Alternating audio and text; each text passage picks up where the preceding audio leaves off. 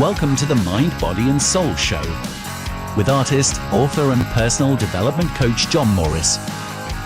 Inspiring, motivating and educating you on your journey to find balance in the craziness of day-to-day life. Learn from and listen to a man who has a wealth of life experience, from business to bodybuilding, artist to author, and has learned to deal with his own physical and mental wellness. But that's not all. Each week, John will be joined by guests from around the world and all walks of life, where they too will share their knowledge and expertise. And now, we welcome you to today's episode of the Mind, Body and Soul Show with your host, John Morris.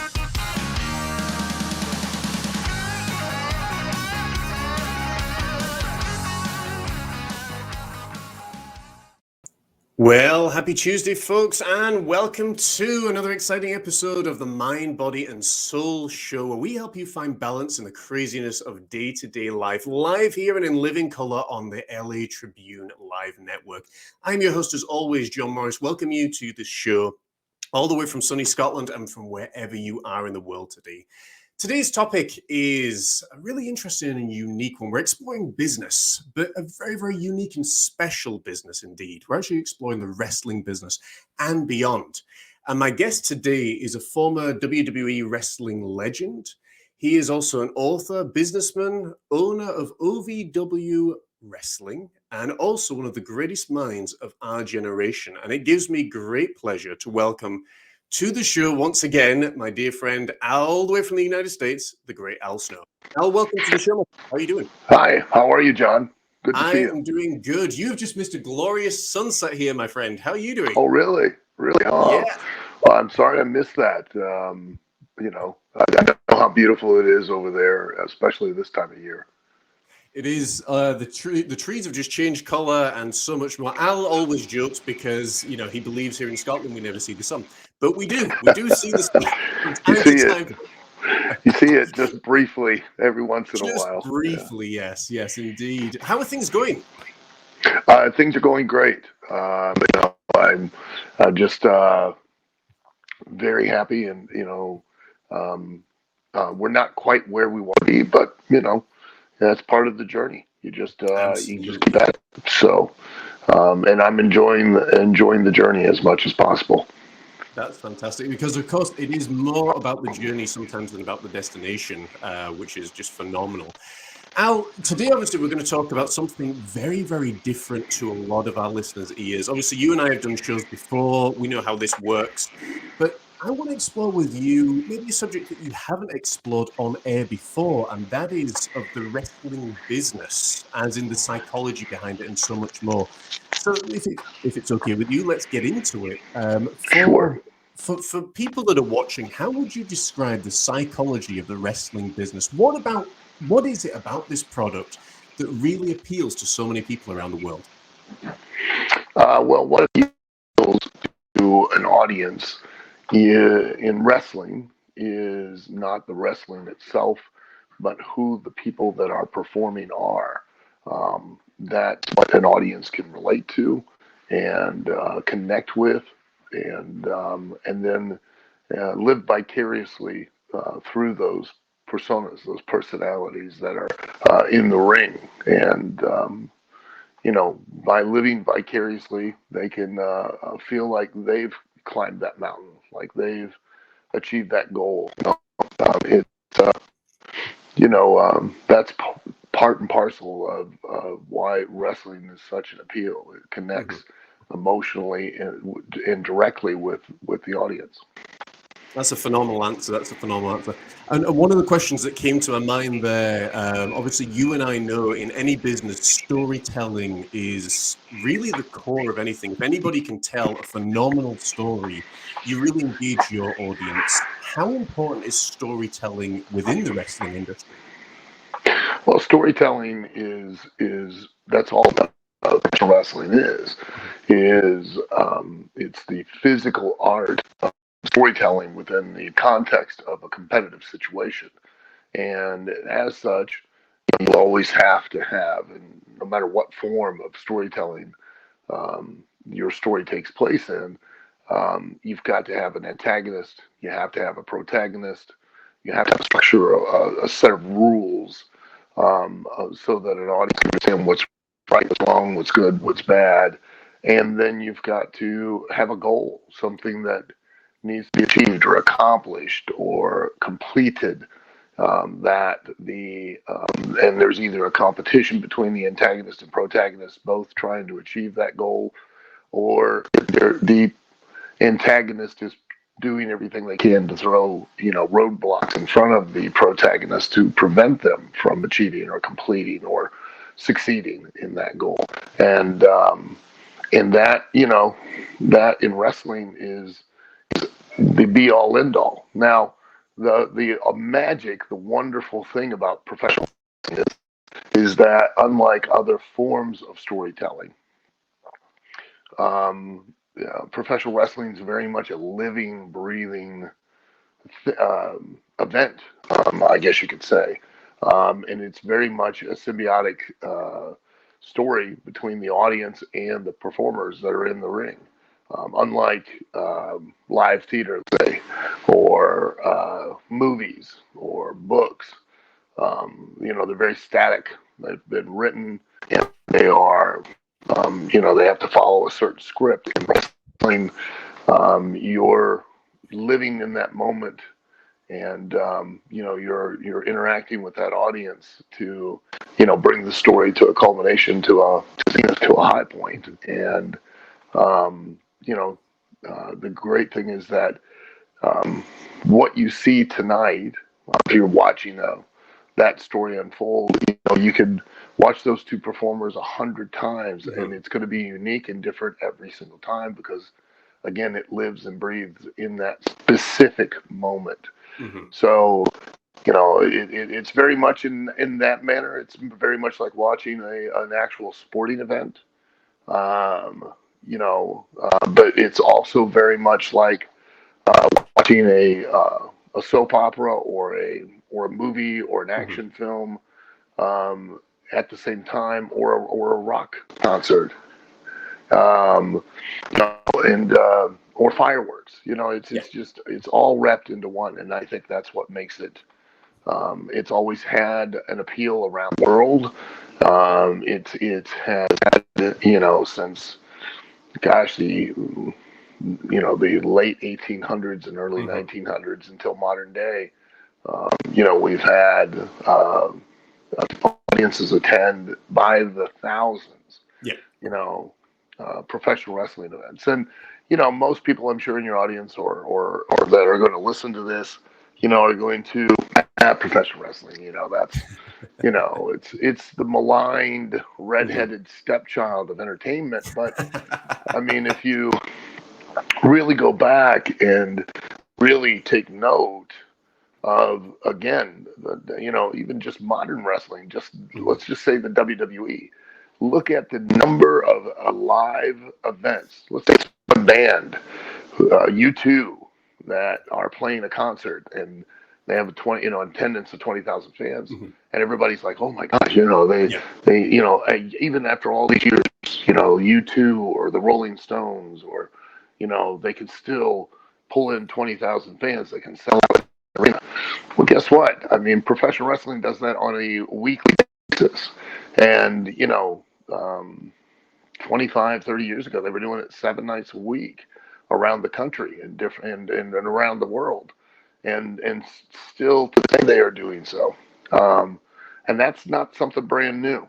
That in 1961, here in the United States, Buddy Rogers and Pat Connor had an audience of about 41,000 people. Well, no, it was 38,000 people. 38,000 people in Kaminsky Park in Chicago attend a wrestling match. 38,000 people in 1961. And since that time, there have been, shows of that kind of level on a regular basis all over the world, and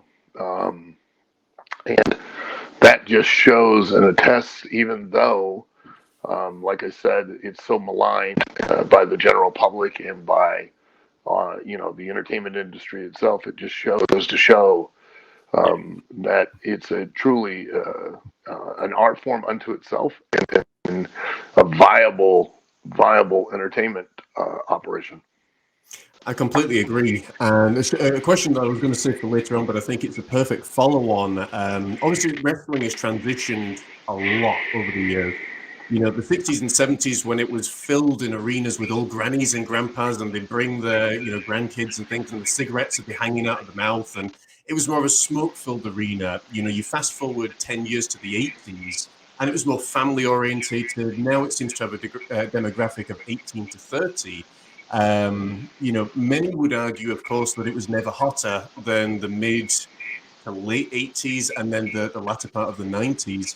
How important do you think the transitions have been for the survival of professional wrestling? Well, wrestling has been and always will be a reflection of whatever modern society it's in at that time or region or area are dictated, and the style is dictated and directed by what the audience is composed of, and it's always been a reflection of that audience. And of course, wrestling is going to change. It's going to evolve. It's going to develop based on that audience, and really, quite honestly, nothing more. Ultimately, though, no matter how much it changes, it evolves, it grows, it develops based on the audience. The audience itself is still only paying to really buy or believe in only two things, and that's been the same from 1901 to 1951 to 1971 to 2021. That aspect of professional wrestling never changes, and that is an audience wanting desperately to believe in who that performer is and why they're in the ring. That they're in there trying to win and not lose, so that win and loss have a consequence to it. And as long as that win and loss have a consequence, then you have an emotional connection. And then with that emotional connection, you can tell a story and then create what we call heat in the wrestling business, which is a want, a need, a desire to see that outcome or see that particular wrestler that they live vicariously through eventually triumph over the odds or the adversity. Do you think, and this, it might be a loaded, maybe two-part question, but do you think wrestling, or in terms of storytelling, is as strong as it was in the 60s, 70s, 80s now, or is it just different? No, it's different, and it isn't as strong now as it once was, because the talent, the performers themselves, are now trying to sell you what they do, not who they are and why they do it. Yeah. They believe that, and their intent is to try to get to believe in what they're doing physically, not the why they're doing it physically to each other, the intent behind it. And an audience, you know, it's a matter of relatability, is what it is. Here in the United States, the biggest sports are football, basketball, and baseball. The reason that those are the biggest entertainment sports is because here in the United States, we've all played them as kids, even if we've just picked up a basketball and shot it at a hoop in the driveway, or if we've played baseball in the backyard or touch football. We've all played, as played those as children here. That's why hockey has got a big audience in Canada for it, because it's more children have played hockey as they grew up. That's why soccer is bigger all over the rest of the world than it is here in the United States. I tell people here in the United States all the time, use this analogy, and to really drive home the point, I always ask the question of what are the three biggest televised sporting events in the world. And of course, here in the United States, they always go, oh, that's the Super Bowl. And I'm like, no, Super Bowl is nowhere even on that list. And they're like, oh, it must be the World Series of baseball. And I'm like, no, it's not. So, and they never can. They'll guess the World Cup of soccer, Mhm. which is number one. But what really surprises them is number three is the World Cup of rugby, Wow. because more people play rugby around the world Mhm. than here in the United States. And the World Cup of cricket is the second most watched televised sport event in the world. Now, I've watched cricket. I have no clue what's happening. Can't You cannot explain this to me where it makes any sense. Okay, but that's because I've never played it. Yeah. So I'm not going to watch it because I have no interest in it. And that applies to professional wrestling. Mhm. If we're endeavoring to get you to connect and believe in what we do, it's never going to happen because you've Yeah. never been in the ring and you've never done Right. it. But if you can connect and believe in who I am, if you know somebody like me or you've always felt sort of like you're similar to me, um, then that's what you're going to really what's going to drive you to want to watch. And why am I out there? I'm wrestling because I'm a professional prize fighter, and if I win, I get paid. If I lose, I don't get paid, or I Yeah. don't get paid as much. And so now we know what the consequence is. So now we can start to tell a story based off of that intent to try to win and lose, and that's what everybody can relate to that. And in Absolutely. modern day wrestling, that focus has shifted from the who and why to the what, and that's part and parcel of why it's Mhm. starting to have a little bit of a decline. Yeah. And I do think it's interesting, and as someone who's never been in professional wrestling, but has done, gosh, number of years of amateur wrestling, it's not the same. But it gives you an idea a little bit of the grappling and competitions and stuff. But someone who's been a fan of it for 30 years, I find it, I think, harder now to connect with it. And it could be an age thing, but also because the people I grew up watching are, either no longer with us or, are now retired. Um, that and there's very little that I sit and watch of it now. I think because I struggle to connect with it in such a way. But to your credit, what you were saying earlier on, when I watched professional wrestling from the 80s and everything was flow, flow, flow, you could feel like these guys want to tear each other's heads off. Whereas now it feels, and we didn't even, I don't think, watch WrestleMania this year, but we watched it, I think, a couple of years ago. And it was so, it was like you're almost waiting for the guy to throw a punch, or you wait, you can feel it. It's a really different thing. I remember saying to my wife, it feels different. I can't explain it, but it just feels different. Obviously, to the kids that are growing up watching it now, they know no different. And they will still have their superheroes, and that's a really awesome thing.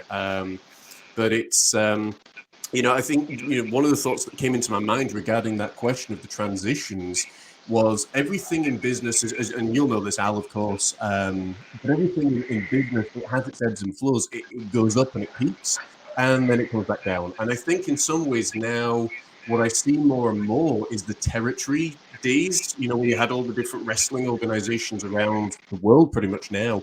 That's starting to happen. In fact, that probably is happening a lot more now. And whenever I talk to the wrestling fans and they're like, "Do you think wrestling could ever go back to what it was in the '80s?" I said, "Absolutely, but it may take 100 years to get back there." If that makes sense to you, any thoughts on that? Just before we move on. Well, you're right about it being cyclical. I Mhm. mean, especially the professional wrestling business always has been very cyclical, and part of because the product are the wrestlers themselves. And no matter what product you're selling, it's always going to have its highs and lows. It's always going to have its popularity, and then it's going to wane or decrease based off of a glut of exposure to that product. That's why car manufacturers are always making new cars, new models, making changes to the automobile design, so that it motivates you to want to buy a new vehicle when almost every year or 2 years, when really you don't really need a new car every single year or every 2 years. But that's how they continue to drive their business and to continue to sell. Yeah. The fact is that they're always replacing the old to some degree with a newer model. Yeah. Professional wrestling is much the same way, and that's why they're cyclical. It also, history will show you that, wrestling, at least within, the United States, has repeated itself a number of times where it's gone on to a national level, and then it's went back to a regional operations, and then went back to a national, then back to a regional, and now it's back again on a national, but now these days it's also on an international level as well. So the likelihood is that it will break back down into regional areas around the United States and around the world, I believe. I feel very confident.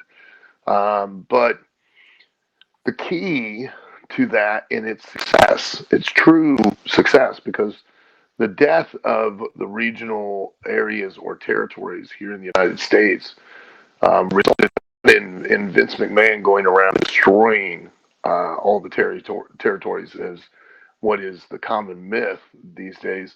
Vince McMahon simply went around and hired up or put in contract all of the talent that really understood how to work the art of professional wrestling, work the art of telling a story and capturing an audience's imagination. And he brought them all to WWF, and in the territories or the regional areas, that left only wrestlers, performers, athletes to wrestle. And when I broke in 39 years ago, the saying when the business was, hey, wrestlers don't make money. Workers, they make money, and they are what drives the business. And in order for the regional, if it goes back to a regional area, regional type business, for it to succeed, you're going to have to populate those territories with workers, artists. Anybody can paint a house. Anybody can be a painter. True. And paint a house. Yeah. Not everybody can be an artist, and a worker is an artist. It's is someone who can not do it from here, but do it from the heart, from the passion, and that's why certain pieces of art are in museums, is because they evoke a certain passionate response from the people that view it, and that's because the artists themselves, communicated that passion through that piece of art, and that in professional wrestling ultimately is that's what drives the business, is that the passion of that artist, communicating on an emotional level, a story that evokes an emotional response out of an audience and makes them want to experience that over and over again.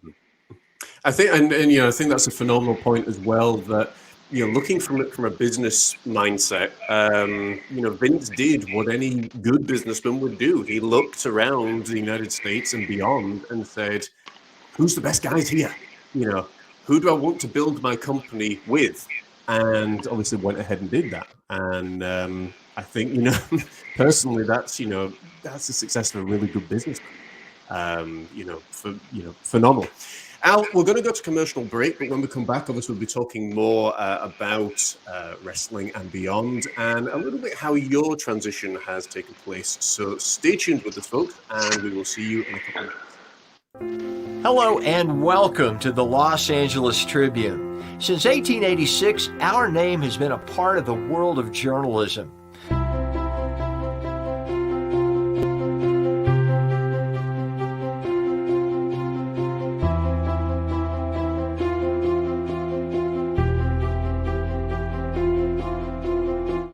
We have earned a reputation for being a publication that practices integrity, authenticity, and responsibility.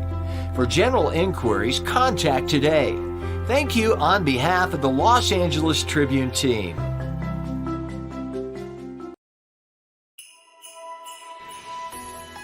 It's that time of year again! A time of lights, trees, and presents galore. It's also a time filled with stress, worry, and frantic panic in the search for that special gift.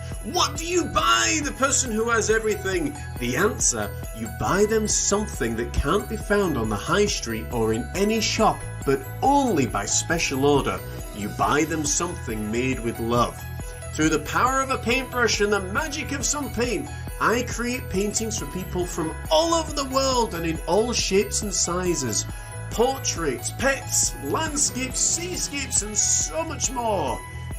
Just like Santa, I too love to spread the gift of joy to people all over the world. Christmas can be an immensely stressful time of year. Will they like it? Won't they like it? Well, when you order with us, you're ordering something that your loved one is guaranteed to love. We take all the stress away for you. It is as simple as 1, 2, 3. Send an email with the picture you desire. Choose the size and frame of your choosing, and we will take care of the rest. Shipping is even on us. And if you're looking for something even more unique, why not come and visit our online shop where you can order my best-selling self-help book, which is packed with my artwork. Why not even order my CD and even prints and gift certificates and so much more awaits behind those doors. So what are you waiting for? Come and visit us and click on that link. We're looking forward to hearing from you and helping in any way that we can.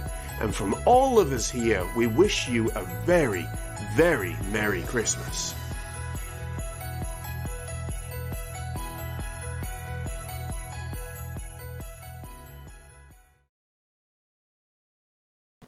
Okay, folks, we are back. And just before we continue our conversation with the awesome wrestling legend Al Snow, we want to remind you that if you're interested in sponsoring the show and if you've got a business or a message that you want to get out there, get in touch with us at thejohnmorris.co.uk. We'd love to hear from you. We have people from around the world sponsoring on various platforms, and this show alone goes into over 50 million homes around the world. What better way could there be to get your message out around the world? So sponsor the show. Keep us on the air. If you love what we do, tell a friend, because it could be the very thing that they need to hear. And now let's continue our conversation with the wrestling legend, Al Snow. Al, welcome back, my friend. I hope you enjoyed that short break, as always. Al, obviously, you have been in the wrestling industry now for nearly 4 decades. Phenomenal feat for sure. At what point did you start to notice that you enjoyed going from more of a wrestling basis of a professional wrestler to more as an instructor or as a teacher?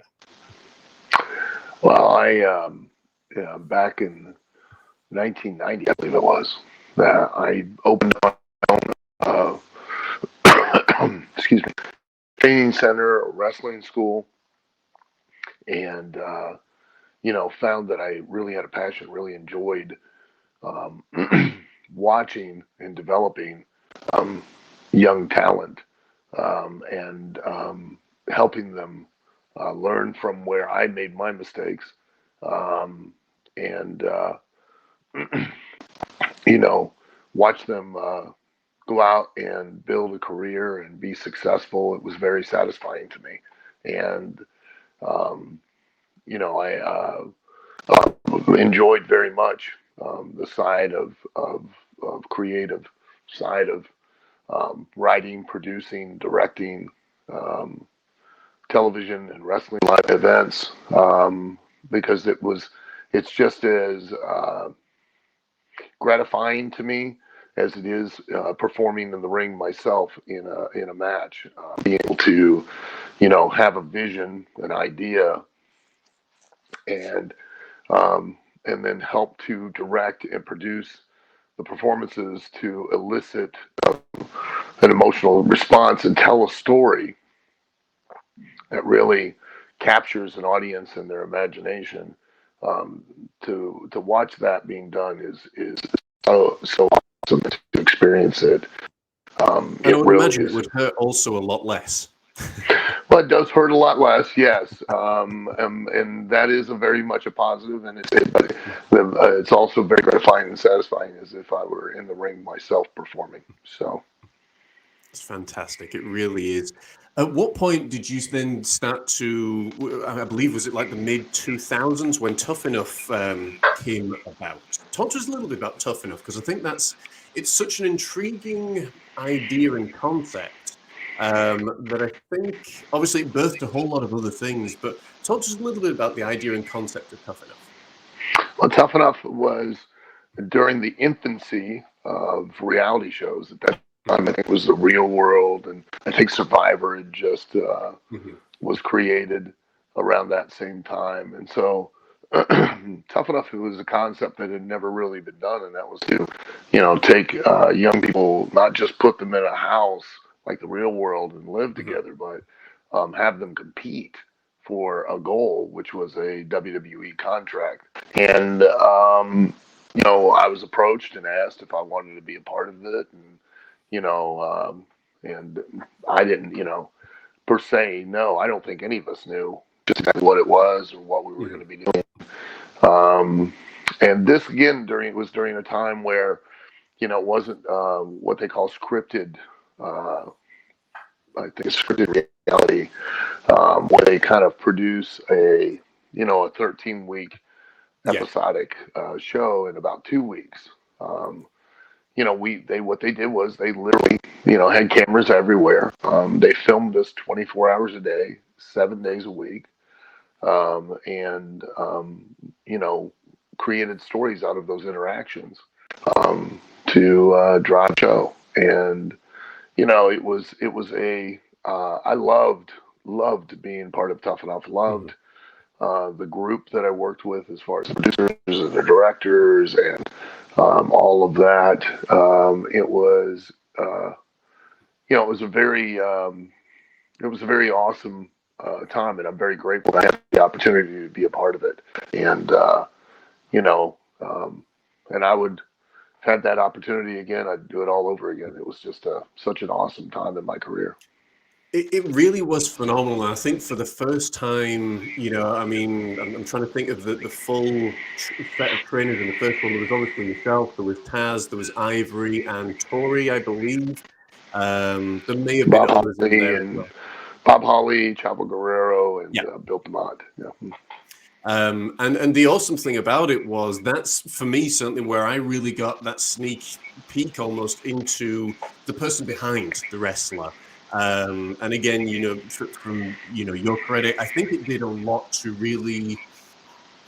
I don't think it necessarily hurt the business from my perspective. If anything, No. it actually helped me connect with folks like you all the more, because again, listening to the way that you teach, listening to your perspective and your mindset as well as others, I think that was a really fantastic thing for so many people there. Obviously, I think I'm safe in saying that it did meet with a little bit of upset from, various professional wrestlers and various folks in the industry.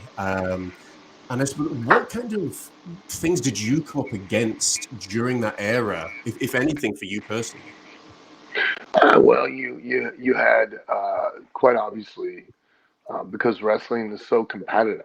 As a business, the existing talent that were in the main roster and they were in the locker room and they're seeing these people, these young people getting an opportunity, they were jealous, and they were, complaining and, saying it's not right. And, of course they were doing everything they could to make it seem as negative as possible, to create an air of an unpopularity, and they were, trying to, make a case that eventually it would go away. Because let's face it, I mean, for each one of those young kids that get that opportunity, that's a risk that an existing wrestler might lose their spot. They may not longer be with the company because that young wrestler might come up and replace them. So, of course, it was a matter of self-preservation, and fear that the criticism came from, and it it didn't deter it, at least until MTV decided that they wanted to own all of their content. Right. And they made the decision to remove, anything that wasn't MTV produced off of MTV.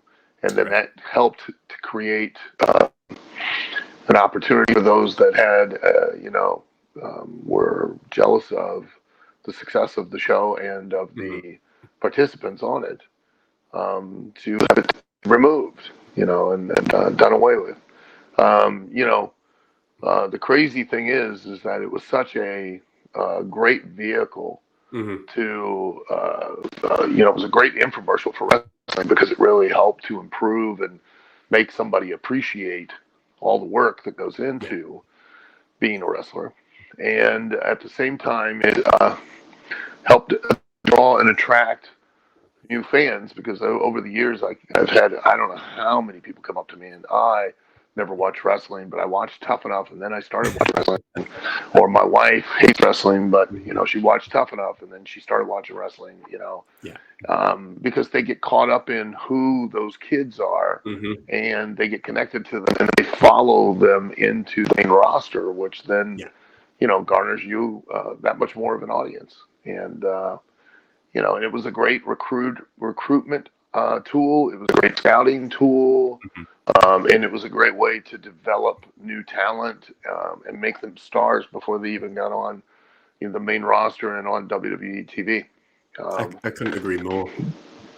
The amazing thing about it, so I was just going to say, the amazing thing about it was, what you described there about people trying to protect their spot, easy for me to say, protect their spot, was exactly the same thing that was going on in the 60s, 70s, 80s when those guys were trying to break in as well. And I always find that amusing, always trying to protect the spot, because again, that person that comes in could spell the difference between you making a lot of money and in some cases going out of business, depending on who it is. Yeah. Very interesting. Yeah. It's just human nature. It's self-preservation, Definitely. In some ways, looking back at it from what you just described there, I mean, my wheels are always turning, thinking about stuff like that. And it's almost like a missed opportunity. I know they've now, WWE have certainly got it with the NXT and things like that. And, a lot of stuff that's there. But again, I think, like you were saying, making those stars before they ever, got to WWE, because the audience that watched Tough Enough was absolutely humongous. I mean, in some cases, I believe the ratings for Tough Enough was higher than a SmackDown or a Raw taping, which, it doesn't take a genius to realize, hey, we've got something here. Maybe it does. I don't know. Going a little bit deeper, both from what you learned on Tough Enough and what you're doing obviously now with OVW, how important is the mindset of those you are teaching to their success? It all comes down to passion. That's why, the world's not fair. Quite honestly, the world is fair, I should say. The world is very fair. You get out of it exactly what you put into it. There are challenges. All face challenges, and not one of us has bigger or more challenges than the other. The old saying about, or story, I guess you could say, about, a man praying, and he's praying to God, whether you're religious or not. It's just a story to explain that the man's praying to God about asking God why he's given him such a heavy cross to bear. God shows up and, says, you can carry it. And he's like, but it's so heavy, I don't think that I can do it anymore. Can you lighten it? Can you make it less? And he goes, well, how about you try this cross? And the guy picks up the cross and he's, oh my, that's even heavier. That's well, how about this one? Oh, I can't even walk 2 steps carrying this cross. It's so heavy. And he goes, well, how about this one? And the guy goes, yeah, I can carry the cross. He goes, well, that was the cross you started with. Yes. He was picking up other people's crosses and finding out that the weight was much more than he could bear. When he's giving back his own, it was just perfect. It was what he could carry. Yeah. And we all have those challenges, all of us. And but you've got to make a decision, a clear-cut decision, that what you want out of life, and then you've got to accept and be totally honest with yourself that you're willing to do the things that others don't do, to live a life that others don't live. If you want to be one of the 1%, well, the reason they call them 1% is because there's only about 1% of the population that are going to do things at that level, to live that type of life. The majority of people are going to be bogged down in complacency and a false sense of security, and prevent themselves from living whatever life they really truly want to live. They're not going to take those steps. They're not going to take those actions. And they're always going to find justification. If you want something bad enough, you'll find a way. If you don't, find an excuse. And at the end of the day, it's just, regardless of what the challenges are you face, you'll be able to find a way to overcome those challenges and accomplish what you want to accomplish. Life is literally, I've heard it described so many times that life is literally, a series of problems that present themselves to us, and then it's our ability to be able to figure out the answers or the solutions. It's like a big problem. You just have to ask yourself the right questions to get the right answers. Sometimes you're not finding the solution. It's because you're not asking the right questions. You're repeatedly asking the same questions. You're not asking new ones that will, give you a new answer and a new direction. That's just what it is. And, that is the key.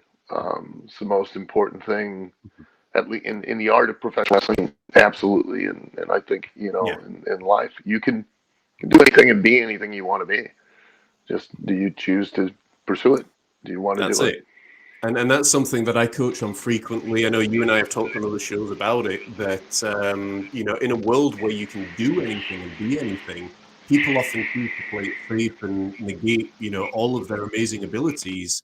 And they say, well, why should I listen to you? And I'm like, I've made it in the art business. I'm making it as a writer, and I've made it in others, because I decided how to do it. And obviously, since you and I have talked, so much, nearly a year ago now, so much more has happened, and being on here right now and doing the show was as a result of, again, changing the mindset, getting focused on what you want and figuring out how you want to do it.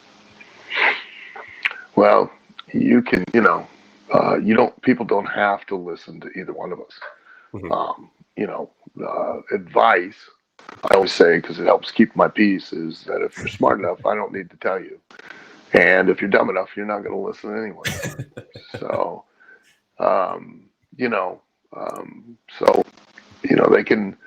they can either, agree with what it is that I'm stating, or they can make an excuse to justify why they're not accomplishing or doing what they want to do, and continue to live the life they want to live. Because at the end of the day, in regards to, again, advice, any decisions that, even I had to learn this with my children, and as they got older, when they were young, I would make all the decisions. The reason that I made all of the decisions was because they were too young to bear the price, the consequence of any decision they made.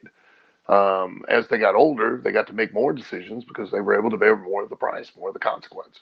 And when they became young adults, they were I had to allow them to make their own decisions, even though I tried, concerned and empathetic and sympathetic to prevent them from making mistakes. I had to make them themselves, and to learn, to get that experience. And now, as they are adults, they unquestionably get to make all their own decisions, because at the end of the day, they're the only ones, no matter how much I care and love for them and want to protect them, they're the only ones that are going to wake up with that decision, and they're the only ones that are going to go to bed with it. And, so they can decide whether to listen to me and my advice, or they can decide to ignore my experience and have to find out on their own. And I've got to have the strength to allow them to do that. And that applies to anybody that's listening to this podcast. Definitely. It's not that I don't care. It's not that I'm not sympathetic or empathetic, but when I've been alive for 58 years, so I don't know how, and I've been all over the world and have had certain experiences. And if I tell you that the stove is hot, I pretty much guarantee you that the stove is hot and you probably shouldn't touch it. Yeah. But I've become of a mindset that I will sit back. Yeah. And if I have told you that the stove is hot and you go, oh, what do you know? You don't know anything. Oh, okay. And then I'll let you touch the stove. The reason I let you touch the stove, even if my grandchildren who are very young come up and they go to try to touch the stove and I go, hey, don't touch that. That's hot. And they look at me and then go like, what do you know? And they go, I'm going to let them touch the stove. And the reason I am, quite honestly, it sounds cruel. But it's not going to kill them. It's not going to severely injure them. But it's going to give them an understanding of what the concept of make a decision and a consequence. Definitely. That's and that people may not agree with that and go, well, your job is to protect them. Yeah, it is. And guess what I just did? I then gave that child a very safe learning experience that now is going to protect him in a much greater way for the rest of his life than it ever would if I had not allowed him to touch that stove. Definitely. Simple as that, And again, he doesn't have to listen, or she doesn't have to listen. They can touch the stove. And I have witnessed a number of times where I went, don't touch that. It's going to burn you. What do you know? And I'm like, now you know. And it's true. To the point, again, all of this is advice. Yeah. You don't have to listen to any of it. You feel free to take it, use it, or don't. Again, if you're smart enough, we don't have to tell you. If you're dumb enough, you're not going to listen anyways. So. I always love those pearls of wisdom that you always bring forth. It's always phenomenal, and it's true. Al and I, between us, I think we've got over nearly 110 years of experience between us. But again, what do we know? You're going through something completely different. True. Yeah. We don't have all the answers. I don't. I'm figuring it out and making it up as I go along myself. I am, when I tell people all the time that, especially when it comes to professional wrestling and training people, I'm not teaching you. Okay, the best teachers are not teachers that are teaching you information based on what they know. They are people that are teaching you based on their experience, where they've made mistakes, they've seen where it doesn't work, and they now they've touched the stove, it's burnt them, and now they're preventing you from doing so. Because they're like, hey, you need to get an oven mitt before you go and open the oven door because you're going to burn your hand. Because how do you know? Well, because I didn't get an oven mitt, I opened the stove and I burnt my hand. And because when you are trying to pursue anything,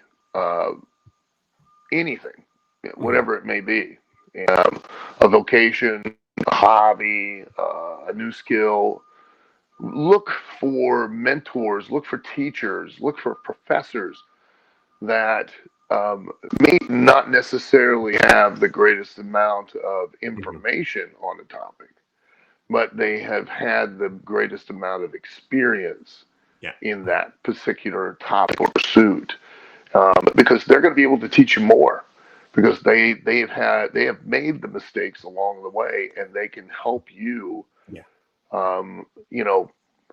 not make those same mistakes. And when you will, no matter what it is you pursue, if you pursue it enough, you will get an opportunity. And the key is that you have enough real knowledge at that moment when that opportunity comes along to really capitalize and take advantage of it and exploit it to its fullest potential. Because that's the other thing, I think it was Earl Nightingale that said it best, those who have the opportunity, it's going to either expose them or it's going to make them. And, and you know this all the time. That's part of the reason now that I'm studying for a doctorate in psychology, not necessarily just because of the position and the accreditation. All that's fine and great. It opens doors, but it's the knowledge that it can give, because now I'm taking the experience that I've had and obviously applying it elsewhere as well. Obviously, we could talk obviously for hours, but as we're coming to the end of our time together, I want to ask you, what do you think the future looks like for professional wrestling? I don't know. I don't know what the future for professional wrestling looks like. I worry, because back in 1961, when on a Friday night, Buddy Rogers and Pat O'Connor drew 38,000 people to Kaminsky Park here in the United States, in Chicago. The next day, Saturday night, roller derby. I don't know if everybody knows what that is, but roller derby it drew 44,000 people in Kaminsky Park. Same park, the next day, 44,000 people. You don't see roller derby anymore anywhere in the world. It ceased to exist. And the reason it ceased to exist is that the art of it that was performed was so changed by the performers themselves that it ceased to be intrinsically what it was originally. And it ceased to exist. And I can see potentially that happening in professional wrestling, that it's diverged so far from the intrinsic things that are really supposed to be sold to an audience. It's being diverged and recreated in such a point that it's ceasing to be what it has been since the late 1800s on, into something new. And if it becomes something new, then it'll cease to exist. Magic's been around for centuries. Okay, and let's face it, there is only one aspect of magic that's intrinsically fake. It's real. That you, the audience, are wanting to believe in, and that is that the magician is on stage and can actually defy the laws of physics, gravity, and alter reality at a whim. That is what a magician's selling. A magician's selling you on the hey, I know that he's not supposed to be able to do that. How did he do that? That's amazing. I can't figure it out. He clearly, it must be magic because there's no logical explanation behind it. That's what a magician's selling, and that is, the better a magician is at selling that to an audience, the more an audience a magician will have. The two things that are intrinsic to professional wrestling, to the art of professional wrestling, are who the persona is, the personality, the character is, and why are they in the ring? Why are they, or what, are they attempting to win? Are they trying to right a wrong? Ultimately, it's the physical art of storytelling in a context of a competitive situation. When that ceases to be what it is, when the performers are now trying to sell you, the audience, something different, you're not going to go and want to watch it anymore. Yeah, definitely. I think it's a phenomenal thing. It's something that I've noticed for a long time and certainly in our own business. And I noticed it certainly with the WWE. Whenever you try to go away from your core, values and your core product, your business oftentimes suffers. And, I found that for years before I found ways to, be able to build new audiences for Mind, Body, and Soul and for all the other areas that we're working with. What I find really interesting, and you hit the nail on the head, actually, and I'm glad in some ways I'm not the only one, but taking it a step further, when I look at the WWE, for example, and I see what's happening with AEW and they're growing, they're doing a phenomenal job. And I look at it and I'm like, everything at some point is going to have its end point. And is that going to be the WWE? And it seems bizarre to say it. And if you were looking at the 80s or 90s, but it's like, is WWE on the way out. I don't Crazy as know that if they sounds. are, not sure. I wouldn't go that far. But, you're right. Everything dies. I mean, everything. Yeah. Everything in the entire universe dies. Everything has a beginning, a middle, and an end. Everything is a story, and all stories at some point end. Um, and the story of WWE obviously will have an ending. I mean, it's not going to go on in perpetuity. That there's just nothing is immortal, and that even goes for WWE. But if WWE ceases to exist, that doesn't mean that's the end of the art of professional wrestling. Definitely. It's the end of the probably the greatest and largest platform for professional wrestling, but it's not the end of professional wrestling. WWE is not the be all of professional wrestling, but that unfortunately it's become an iconic brand to the degree that WWE is wrestling. But it's not in the sense that if it ceases to exist, wrestling will cease to exist. As long as the performers themselves continue to sell what's intrinsic in that audience has always bought into and wanted to believe in, then it'll always continue. It's almost the same for the dinosaurs. When they died out, it opened up opportunities then for other people or for other beings and creatures, shall we say. And it's exactly the same for the WWE, for whoever, when there's an end and a death of a business or a person or whatever, it opens up opportunities as well. So it's perhaps an exciting time as well. Al, just as we come to the close of this show, I've got to ask you, what's next for you? And is there any final things that you'd like to cover? Well, what's next for me is just continuing to, work on and build OVW and the talent, the roster, develop them and, do everything I can to help their success because their success is mine. And, to just try to live life and have as much fun and enjoy myself as much as possible going forward. I've determined that I'm going to live to 97, and at 97, I'm just going to quietly slip away, and I figure that's a good enough age. So it's an interesting one. So you've still got another, nearly 30 years. Well, yeah, nearly 30 years, to go. So that's right. It's not bad at all. So No, there's lots not that at you can all. still do in the next 30 years. Yeah, it's next nearly 40. So by that time, I'll be ready to punch out and. I've made the decision that I want to go as long as possible. So if I can make it to that 120, that'll secure a lot of things by that point. I want to be virile, and healthy till 97. And 97, boom. Because at a certain point, you get so old, you start to look like like one of the creatures from The Hobbit, or from a fantasy film. You look like one of the trolls, or witches, or something. So. It's true. I'll be And by good. that point, who knows? We might end up being, rebuilt with plastic and all sorts of other stuff. So it might be better to I check already out. am. I've replaced both my knees, and they're titanium with plastic bumpers inside. So, I'm on my way.